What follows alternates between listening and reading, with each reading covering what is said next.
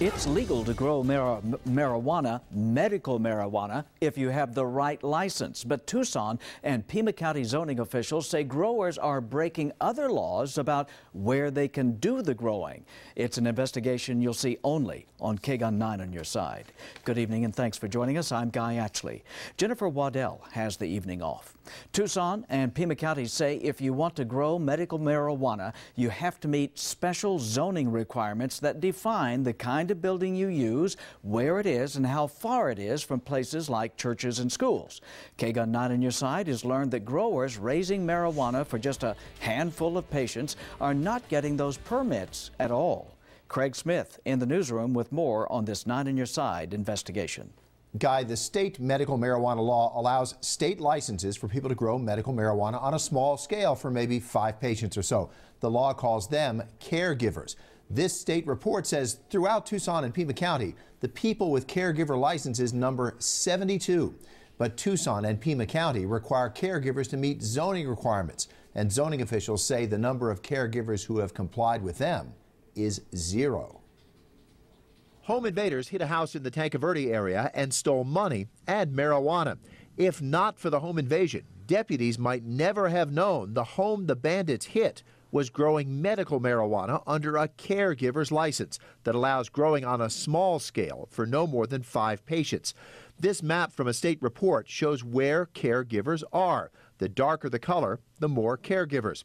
Tucson and Pima County require zoning permits for caregiver growing operations. They have a long list of requirements. Among them, even small growing operations must be out of residential areas, in buildings with tight security, and more than 1,000 feet from churches, schools, and parks.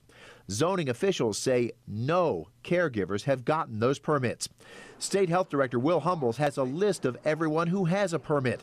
The medical marijuana law says he cannot say who's on it. But these local governments would need to know that unless someone would simply file a complaint. You hit the nail on the head. That's a major disconnect, and there are a number of problems with this voter initiative language, and I had talked about that before the initiative passed, and Barbara Lawal did too, your county attorney.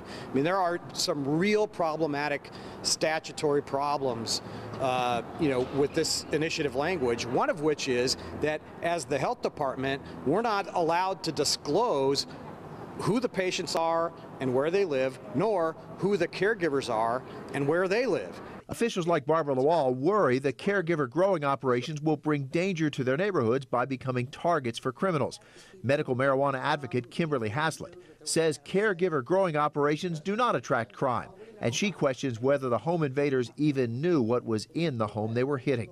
She says there is no legal authority to put zoning restrictions on caregiver grow sites and sees tough zoning as a backdoor attempt to outlaw medical marijuana. So we are approaching the Pima County Board of Supervisors and asking them to revisit the regulations, the zoning regulations, and if at that time they don't, then a lawsuit is possible. Haslett says a couple of caregivers do have zoning permits, but she concedes most do not. She says some may not know the requirements, others may be deliberately refusing to get them, either with or without a lawyer's advice. Will state and local authorities change how they handle this issue? Well, the zoning chief for Pima County says he will be writing the state health department very soon, asking them to make sure caregivers know there are zoning requirements. State health says it has just recently put a note on its site for caregivers, warning them they must apply to local laws and zoning. Thank you, Craig.